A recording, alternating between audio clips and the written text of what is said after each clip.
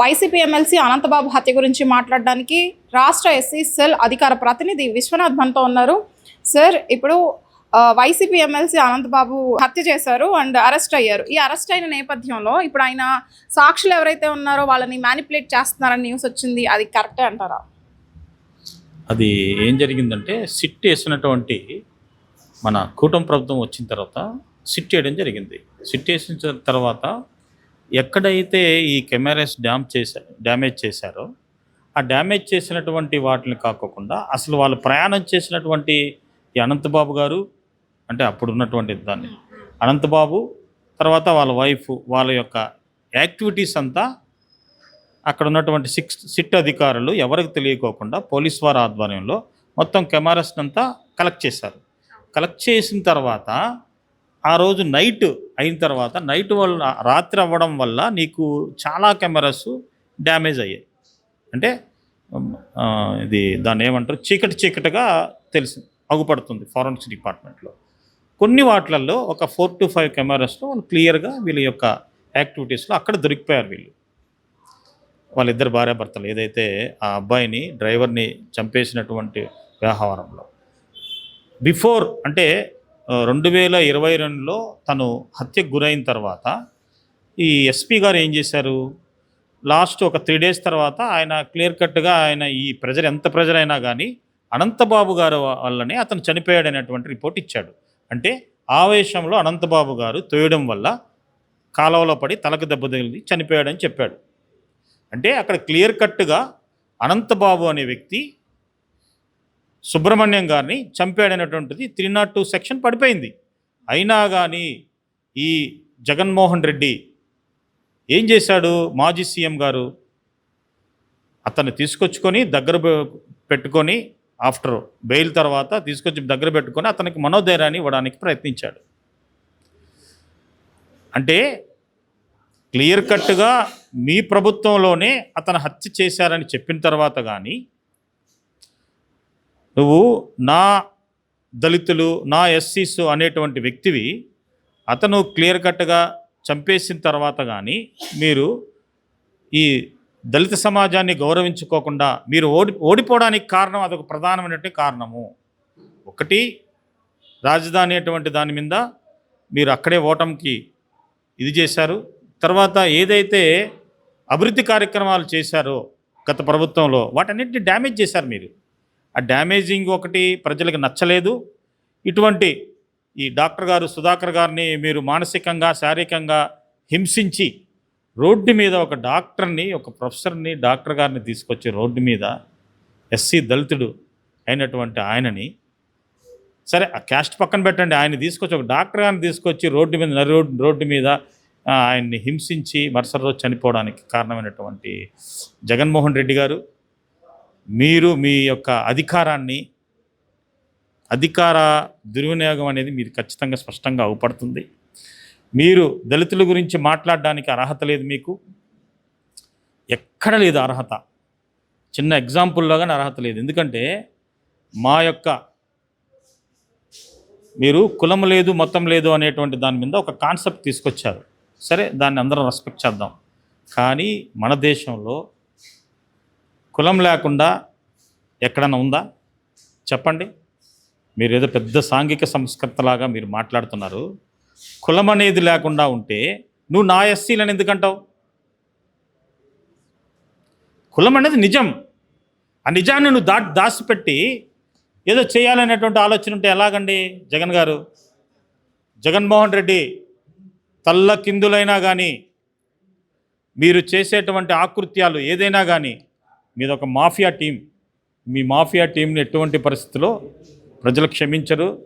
మీరు 2029లో ఏదైతే మా వర్గాల్ని ముందు పెట్టుకొని గెలవాలనేటువంటి ఆలోచనతో ఉన్నారు మీరు. ఖబర్దార్, ఒకటే చెప్తున్నాం మేము, జగన్మోహన్ రెడ్డి నువ్వు తల్లకిందులైనా కానీ మా నాయకుడిని ఢీకొనలేవు ప్రజాస్వామ్యయుతంగా. మీరు రేపు పాదయాత్రలో గందరగోళం చేయాలని చూస్తున్నారు. చేయండి, చూద్దాం ఎంతవరకైనా వెళ్దాం. మేము ప్రజాస్వామ్యయుతంగానే వస్తాం. మా నాయకుడు లోకేష్ గారు ఏ స్థాయిలో మీకు సమాధానం చెప్పాలో చెప్తారు మీకు. అయితే సార్ ఇక్కడ 2 పాయింట్స్ కనిపిస్తున్నాయి సార్. ఒకటి ఏంటంటే దళితుల్ని పక్కన పెట్టేయడం, అంటే నెగ్లెక్ట్ చేయడం, ఆయన న్యాయం జరగలేదు. ఇంకొకటి రెండోది ఆయన హత్య చేశాడని తెలిసాక కూడా మద్దతు ఇవ్వడం. హత్య చేసి అంటే తప్పు చేసింది ఎవరైనా, అంటే ఇప్పుడు ప్రజెంట్ ట్రెండ్ ఏం జరుగుతుంది, కూటమి తప్పు చేసినోడు మనోడైనా పక్కన పెట్టేయాలి, క్రమశిక్షణ అవసరం అనేది ఇప్పుడు థీమ్ నడుస్తుంది. అయితే ఇప్పుడు ఈయన మరి దానికి ఆపోజిట్గానా లేదంటే ఏంటి? ఒకటి తప్పు చేసిన ఆయన వెనకేసుకొస్తున్నారు, 2 దళితుడి వైపు నిలబడట్లేదు. దళితుడు నా దళితుడు అన్న స్టేట్మెంట్ ఇచ్చిన ఆయన వైపు నిలబడట్లేదు. ఇది ఎలా తీసుకోవచ్చు అంటారు? ఒకటమ్మా, ఆయనది ఫస్ట్ నుంచి క్రైమ్ మెంటాలిటీ లాగే ఉంది. అండ్ పైకి ఏంటంటే పాదయాత్రలు చేసినప్పుడు ఈ ముసలి ముతకాని వీళ్ళందరినీ అలా అలా నమ్మడం కానీ, పేదవాళ్ళని దగ్గర తీసుకోవడం కానీ ఇవన్నీ చేశాడు. ఓకే, దాన్ని ప్రజలు యాక్సెప్ట్ చేసి నీకు మంచి మెజారిటీ తోటి మిమ్మల్ని గెలిపించారు. మీరు ఓడిపోవడానికి కారణం ఏంటి? ముఖ్యంగా దళితులను టార్గెట్ చేసి అనేక మంది దళితుల్ని మీరు చంపడం జరిగింది. వాళ్ళ భూములు లాక్కున్నారు. ఎంతోమంది పేపర్స్ తీసుకొని కంప్లైంట్స్ ఇస్తున్నారు మా పార్టీ ఆఫీస్లో తీసుకొచ్చి. ఇవన్నీ కారణాలు అక్కడ. ఇప్పుడు మీ భూమి మీకున్న పట్టా భూమి మీద ఆయన బొమ్మ వేసుకోవడం వల్లే కదా నష్టం జరిగింది. ఇది చాలా ఉన్నాయి. ఆయనని ప్రజలు అంటే న్యూట్రల్ పీపుల్స్ ఆయన నమ్మే పరిస్థితిలో లేరు. ఆయన ఎంత గేమ్ ప్లే చేసినా నమ్మే పరిస్థితిలో లేరు. నెక్స్ట్ అనంతబాబు గారి పైన ఎలాంటి చర్యలు తీసుకునే ఛాన్సెస్ ఉన్నాయి అంటారు? ఇప్పుడు ప్రూవ్ అయింది కదా, ఆల్రెడీ నేరం ప్రూవ్ అయింది అండ్ ఆల్రెడీ అరెస్ట్ అవ్వడం కూడా జరిగింది. నెక్స్ట్ ఏం యాక్షన్ తీసుకోవచ్చు ఆయన మీద లీగల్గా? అమ్మా, మేము అనుకుంటున్నాము అంటే ఈ సిట్ ద్వారా వచ్చినటువంటి రిపోర్ట్ ప్రకారంగా తనకు ఖచ్చితంగా శిక్ష పడుతుంది. ఆ శిక్ష ఆ రోజు ఆ అబ్బాయి అనుభవించినటువంటి ఎవరైతే వాళ్ళ కుటుంబ సభ్యులు ఈరోజు కానీ నష్టపోయినారు కదా, చిన్నపిల్లలే కదా వాళ్ళు, కానీ ఇటువంటి క్రైమ్ చేసిన వాళ్ళకి తగిన శిక్ష, ఆ తగిన శిక్షకి ఎంకరేజ్ చేసినటువంటి జగన్మోహన్ రెడ్డికి కానీ దీంట్లో పాత్ర ఉంది. కాబట్టి ఈ పాత్ర ఏ విధంగా నిరూపిస్తారో అనేది ప్రభుత్వానికి తెలియాలి. సార్ ఒకటి ఇక్కడ వినిపిస్తుంది, కావాలని వైసీపీ వాళ్ళని వెంటాడి అరెస్ట్ చేస్తున్నారు అనేది కూడా ఒకటి వినిపిస్తుంది, ఒక స్టేట్మెంట్. గతంలో ప్రీవియస్ అంతా వాళ్ళు చేసిన క్రైమ్ ఇదే కదమ్మా.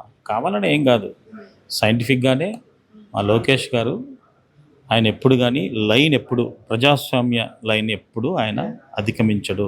క్రమశిక్షణగా పెరిగినటువంటి వ్యక్తిగా ఆయన చాలా క్రమశిక్షణగా తల్లిచాటు బిడ్డగా పెరిగాడు. అక్కడ క్రమశిక్షణ నేర్చుకున్నాడు.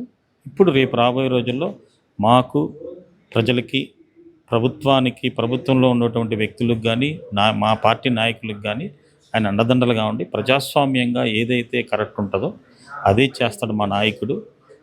ప్రభుత్వ పరంగా జరిగేటువంటిది ఏదైనా కానీ ఇప్పుడు మేము రవీంద్రనాథ్ గారిని ఇప్పుడు నేను అన్నాను, ఆయన రాశాడు ఏది ఒక పేరాలో ఈయన తోయడం వల్లే చనిపోయాడని రాశాడు. ఆయన ఏంటి రవీంద్ర గారు ఏంటంటే ఆయన నమ్మాడు కాబట్టి అది రాశాడు.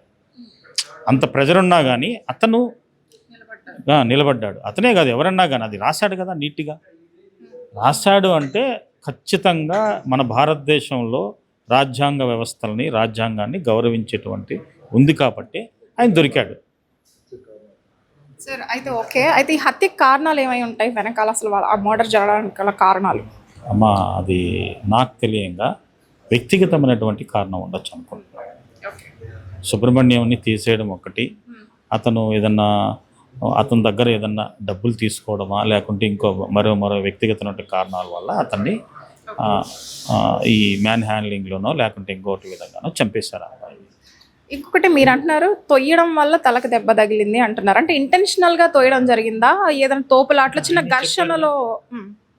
ఎస్పీ గారే చెప్పారు కదా, ఆవేశపూరితంగా తోయడం వల్లనే జరిగిందని చెప్తున్నారు కదా, ఆవేశపూరితంగా జరిగిందని చెప్తున్నారు కదా సార్. ఫైనల్ సార్, ఇప్పుడు ఆయన వైఫ్ అనంతబాబు గారి వైఫ్ది ఏమీ ప్రమేయం లేదు, ఆవిడని అసలు తీసేయండి, ఏటుగా కాదు, అసలు ఈ కేసులో ఆమెకు సంబంధం లేదని ఆయన అంటున్నారు. కానీ ఆవిడ లేదు, ఆవిడ పాత్ర కూడా ఉందని వీళ్ళు ఏటుగా జాయిన్ చేయడం జరిగింది. అయితే ఇది న్యాయం అంటారా? ఆవిడ యాడ్ చేయడం కేసులో కరెక్టే అంటారా? న్యాయమే, తన పాత్రగానే ఉందనేటువంటిది సిట్లో నిర్ధారణ అయింది కాబట్టి అవన్నీ విచారిస్తున్నారు. తన పాత్ర 100% ఉంది. Okay sir, thank you. So ఇప్పుడు వైసీపీ ప్రభుత్వంలో దళితులకి సరైన న్యాయం జరగలేదు, జరుగుతుందన్నారు జరగలేదు, బట్ ఇప్పుడు కూడా తప్పు చేసిన వారిని వెనకేసుకొస్తున్నారు జగన్మోహన్ రెడ్డి గారు అని అంటున్నారు. పైగా అనంతబాబు తప్పు చేశారని తేలింది, తప్పు చేసిన వారికి శిక్ష తప్పకుండా పడుతుంది అంటున్నారు విశ్వనాథ్ గారు. సో వీడియో జర్నలిస్ట్ కిరణ్తో రిపోర్టర్ అనుష, విజయవాడ నుంచి.